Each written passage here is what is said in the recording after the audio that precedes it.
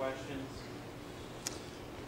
You know, we got a lot of really good work out there today with the 1s, 2s, and 3s, and lots of competition. If you look on both sides of the ball, you know, it seems to me, and this is probably everywhere. It seems like the guys who have more experience, they have a better understanding of how to prepare. When you get to, you know, the second and third week of camp, you know, maturity starts showing up. That's why, you know, in this league it helps to have an older team, a mature team, you know, and usually the guys that are younger that can sustain and do it and do it right now on a consistent basis all the time are few and far between, you know, and the ones that can, they end up having a chance to have really good freshman years. And, you know, we've got guys that have played a lot of ball, that can sustain, can execute, and then we got some guys that are physically ready, you know, but for whatever reason, when it comes to consistency, they're not there yet, you know, and it only takes one offensively. You know, defensively is a little bit different. You can have 10 players mess up, but one guy that dominates his guy just happens to be at the point of attack, and nobody even realizes the other 10 guys messed it up. So offensively doesn't hardly work that way. You know, I feel like our kickers have continued to kick the ball extremely well in camp. We're much closer to figuring out who our return guys are going to be. You know, we have really more speed on our team this year, so that's enabled us to create some depth on special teams. But in all three phases, we've really got to be more consistent, especially offensively. We put the ball on the ground several times today, opportunities for turnovers. And anytime you go against each other, you know, if the offense doesn't turn the ball over, you're ticked off at the defense, right? And if the offense does turn it over, you know, you're ticked off at the offense. So we got to have a happy medium there. Offensively, we don't need to turn the ball over ever. And you know, we have been trying to harp about being more of a ball-hawking defense. There was some balls out today. Still making too many dead ball penalties. Has nothing to do with talent. Has to do with focus and discipline. We must improve there. With that, I'll take any questions. Steve, then Rob, and David. You said the experienced guys kind of stood out today, but of the newcomers, were there any who kind of caught your attention, who showed that they're still kind of pushing for stuff? You know, it's interesting when you're talking about newcomers. We have them everywhere, all over our team, right? So a defensive lineman can show up on a sack, right, or a play at the point of attack. Usually an O lineman, you don't really notice him when you're standing back there unless he gives up a sack, right? So wide receiver, you know, you may have a great day and the ball never comes to you, okay? So it's hard to tell when you're just standing out there on the field, but we have lots of guys that are competing really hard. We'll watch the tape, get a much better idea, but nobody that I would just say right now. Rob and David and Wes. Coach, where did you see the most progress just from Sunday till today? I felt like the effort to start practice was much improved. You know, we had a speaker last night. Inky came and spoke, and, you know, I've heard him speak before. We've done a fantastic job. Talked about what it meant for him to be at Tennessee, and, you know, just the message that he shared with the players is right on track to what we've been talking about since we've been here. So there was definitely much more energy. You know, so my question is, do we have to come get Inky to talk to the team before we ever go out there and practice every day? But there was more energy to start practice, so that was positive. David, then Wes. You said earlier this offseason, or this camp, that you hadn't seen the defensive linemen separate. Have you seen any separation, and if so, who so far? You know, I see guys that have some ability. You know, they got to learn how to play, learn how we want them to play, whether it's technique or the effort. toughness or, maybe it's just know-how, right? The more you're in a program, you have a lot better understanding of the people around you and how it fits, how the puzzle kind of fits together defensively. But there's several guys that have improved up front, and we still got a long ways to go there, right? So they got to continue to work hard every single day. We can't take a day off, and we've got to continue to improve over the course of the season. Jeremy, a couple questions. One, you said after last scrimmage that you thought Garantanos had a good camp, but maybe didn't have a really good scrimmage that day. Was he better today that you saw? And the second question is, when do you start changing from camp mode to kind of first game week mode?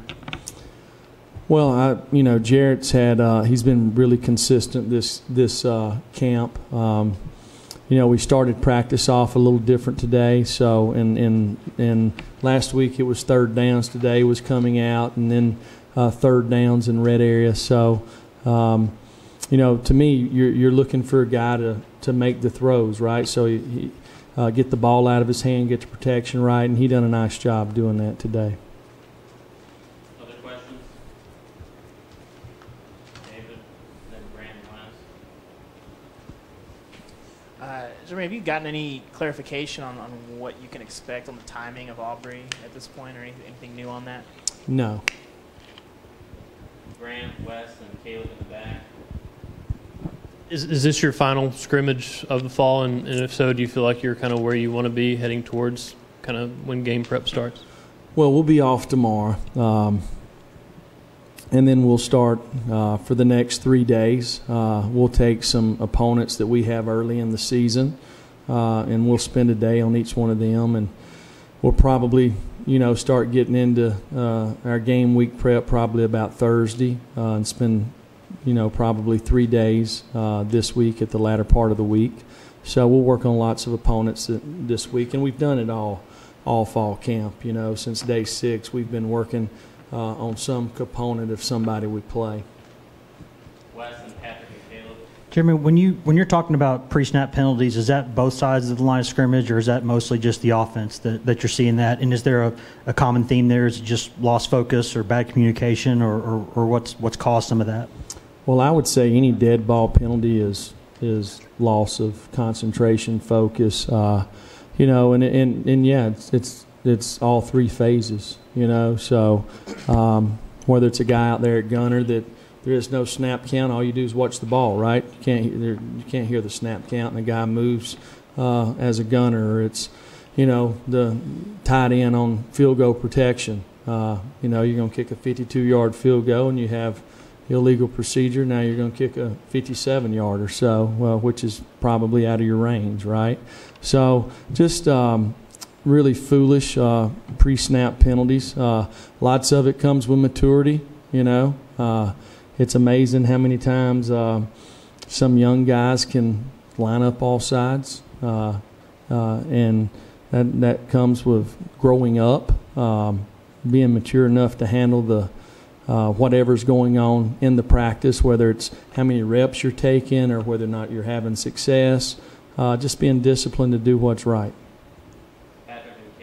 Jeremy, you guys obviously do a lot of 11-on-11 and other team stuff in regular practice as a staff. When you're kind of evaluating players individually, how much more stock, or do you put more stock into what you see in a scrimmage as compared to what you see every other day when you guys necessarily aren't scrimmaging but still playing a lot of team periods and playing football? Well, I like to look at it like this. So let's say me and Zach are both playing corner, okay, and we'll just use that position. So Zach might be playing with the best technique, okay? He plays with the best technique. He never makes a mental error. He's always in the right spot, okay? But during the course of a scrimmage, there's 5 opportunities for Zach to make a play, and he makes absolutely none of them, okay? Now, Zach's been in the program for 4 years, okay, or 2 years or whatever, been through 2 springs and now second fall, so he's got a better understanding, okay? Then you got me. I just got here, right? Okay, so I'm learning the technique. I'm kind of learning. I'm somewhere in between, right? I don't always know what to do, okay? might not be lined up with the proper leverage, might not have my eyes in the right spot. But over a scrimmage, I get 5 plays and I make 4 out of 5. All right, so you're the coach. Do you want to coach me or do you want to coach Zach? You with me? So we're at that point right now. So we got some guys in our program that, because they've been here and they have experience, they kind of have the know-how, and that's important, right? Because if Zach's in the right spot, all the time, lots of times the play won't present itself to him because he is in the right spot. And the other, somebody like me that might not know what I'm doing, right? I'm not in the right spot, so the ball can come at me that many more times, So there's a fine line right there about, are you coaching the right people? And that's something that we've got to make a decision on in the next couple of days moving forward. Because there'll be some guys that are not ready to play right now that, the 4th or 5th week, they might be starting. I mean, we got a guy on our coaching staff, Nate Andrews, is a graduate assistant. He's a high school quarterback in Mobile. We signed him at Florida State, and about this time right here, I'm sitting here thinking, Lord have mercy, what am I doing signing this guy? Couldn't backpedal, couldn't get it right. By the 4th game, he was starting on a team and ended up winning the national championship, and he led us in calls, fumbles, and interceptions. So we were right all along. We just didn't have the patience to begin with. So there'll be guys like that. Caleb, and then Jesse Brent. Coach, I want to know if you've been in that 17-degree trailer that the guys have to go in after practice or whatever. Also, you said a couple weeks ago that it doesn't really get hot. It's been in the 90s all week, so is it hot yet? I've not made it in that trailer. So y'all know they don't make them like they used to, right? So, they get in trailers, they get in cold tubs. But it's good, though. It's a good thing to cool their bodies down. It's for safety and protect their guys, right? So our staff, Geronimo Boucher and Dr. Klink and everybody associated with our athletic training staff, they do a really good job protecting our players and making sure that they have the best available equipment that we need to have success. Jesse Brent. Jeremy, you gave us the metaphor, I guess on Monday or Tuesday, whenever that was, about the defensive line kind of driving with their eyes closed and hoping that they can graduate from one grade to another. Now, seeing them today, I know you haven't seen the film, but how would you assess maybe their consistency today versus where they were a week ago after scrimmage number 1? Well, I believe that's probably the biggest thing is inconsistency. Most all of these guys can do it the right way. But can we sustain? Can we put 4 plays together? Can we put 12 plays together? That's what we're looking for, right? So, and we'll have to see that. I'm not worried about the ability part. I'm worried about the execution and really kind of sustaining. When you get somebody on the other side that knows what they're doing, and it's going to try to change the way you think. Can you sustain and do it the right way then? So it is an execution. It's not an effort with that group. It's a down to down. Maybe one play they'll do the right play. But well, it's if you don't make a play defensively, either number one, okay, you don't know what you're doing right. You're not lined up right or whatever. 2, you don't play with the right technique. Or 3, you don't play with the right discipline, effort, or toughness to finish the play, right? So it's always somewhere in between there, right? It's a combination. Coach, on the offensive side of the ball, I know the emphasis this week with Coach Chaney on the practice field was coming off the ball better and finishing better. I know you haven't watched the tape. Did you feel like you were a little better on the offensive front in terms of doing those 2 things? We've had some guys. It's had a really good couple of weeks. There continues to be movement along the offensive line. I don't know how many different combinations we practiced with the ones today, but it was a lot. Whether it's Wanye Marsh at left tackle or Jameer Johnson or Marcus Tatum or, taking Brandon Kennedy at center and Ryan Johnson at center, or maybe playing Ryan Johnson at guard or right tackle or moving Riley Locklear around. I mean, so you throw in Jerome and Kayron. There's those guys we've played a lot of different combinations up front. It'll be interesting to see the productivity, as a group when they're in there, right? So, and I only know that once I watch the tape. Trey, final question. When you look at the younger players that are in the system right now and the defensive scheme that you're trying to implement with them, how much would you say that they've been able to pick it up from when they first stepped on campus to the meetings they've had with you? How have the younger players come along with picking this team up? Well, the way I look at defensive football, it's pretty simple. There's one ball. Okay, we figure out who's got the ball, and we try to get the guy with the ball. Now, I know that sounds pretty simplistic, right? And there's lots of things that go into having a good defense. But, the group of guys that we have on our staff, we've always kind of prided ourselves in keeping things simple, even though that I think if you over the years you've watched us play, we've been very multiple.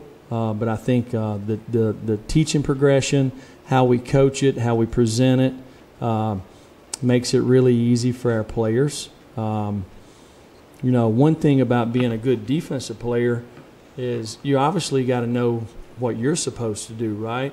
But most of the time, if you just freeze the formation before the ball snapped on TV, a good football player knows, hey, I'm fixing to get this or that.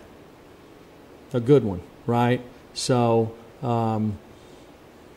we've got to have a little better understanding of what people try to do to you, and there's certain formations and plays that are kind of everybody does, right? So that comes with experience. That comes with poise. Having confidence in what you're doing, so you're not worried about, there's no anxiety about what do I have. I know what I got, right? Make the calls, get lined up, know what I got, where they lined up, okay? How's the guard setting right here, okay? Where's the location of the tight end? Is the back deep? Is he even? Is he behind the quarterback? Is he wide? Where's the X? Who's in the game? Which wide receivers in the game? Running plays change based off running backs or tight ends. So there's all this stuff that goes on, has nothing to do with ability, okay? Just has to do with awareness, and it's before the ball's ever snapped. So as people gain confidence in what they're doing, they learn to play the plays, and to me that's what defensive football is. Thank you, Coach.